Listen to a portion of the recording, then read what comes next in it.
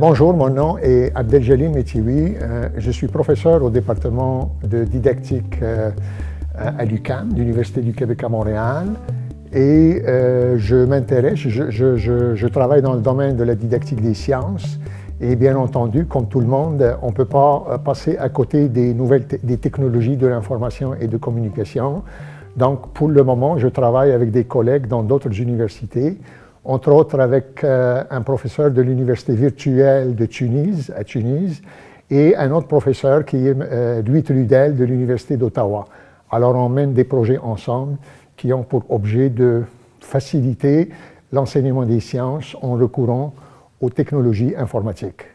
Au sujet de mes activités de recherche, la préoccupation centrale des travaux que nous faisons touche plutôt comment on peut développer, utiliser les outils informatiques pour permettre aux élèves, aux étudiants, d'interagir avec le modèle qu'on leur présente. Alors, dans le cas des sciences, ça serait de voir, par exemple, est-ce que les laboratoires virtuels qu'on développe maintenant de plus en plus, qu'est-ce que ces laboratoires apportent de plus par rapport aux laboratoires traditionnels?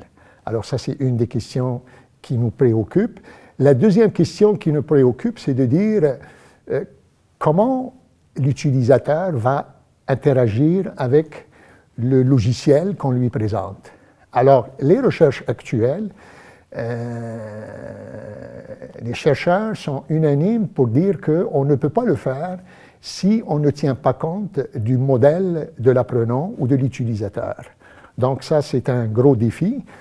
Cette question, bien entendu, a été soulevée il y a plusieurs années, entre autres par les gens qui travaillaient dans le domaine de l'intelligence artificielle, qui cherchaient à modéliser le modèle de l'apprenant, etc.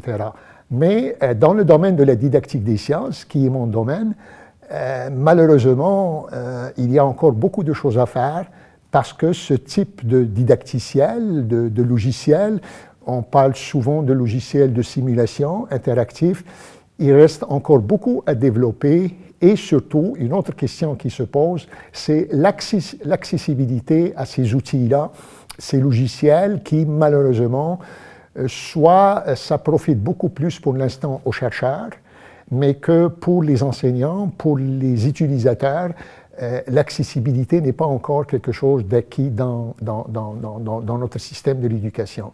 Donc, c'est beaucoup de défis. Et en plus de ça, une troisième question qui nous préoccupe, c'est lorsqu'on regarde, parce que l'utilisation des technologies, avant on parlait des nouvelles technologies de l'information et des communications, maintenant la lettre N, on l'a enlevée, on ne parle plus des nouvelles technologies, on parle des technologies de l'information et des communications. Moi, j'ai spécifié le mot technologie informatique parce que technologie de l'information et des communications englobe tous les moyens qu'on utilise, que ce soit le web, que ce soit les CD, que ce soit d'un VHS, que ce soit... Alors que lorsqu'on parle des technologies informatiques, on parle plus des logiciels de simulation, etc. Alors, le problème qui se pose en ce moment, et heureusement, il y a un article qui vient d'être publié dans une revue International Journal of Science and Education, qui fait un état de la question, par exemple.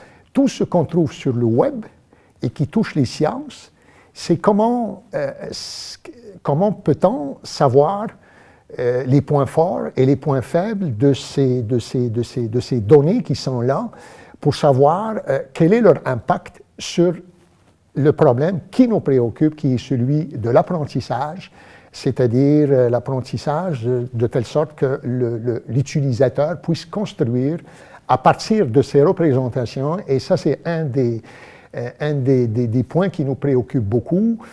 Et là-dessus, il y a des chercheurs qui ont trouvé à ce sujet-là qu'on s'est attardé beaucoup sur le côté technologique, qui est très bien développé, mais si je peux parler de la coquille, d'une coquille, ce qu'il y a à l'intérieur de cette coquille, je parle toujours dans le cas des sciences, il y a un travail à faire à ce niveau-là. Et il manque aussi une certaine collaboration, je dirais, ou interaction entre les différents spécialistes. Parce que lorsqu'on développe ce type je dirais pas d'outils, c'est plus que des outils. Lorsqu'on développe des stratégies en utilisant ces technologies-là, comme vous le savez, cela requiert plusieurs compétences. On doit avoir des spécialistes en informatique, on doit avoir des spécialistes en technologie des communications de façon générale, on doit avoir les disciplinaires, c'est-à-dire le contenu qu'on veut traiter.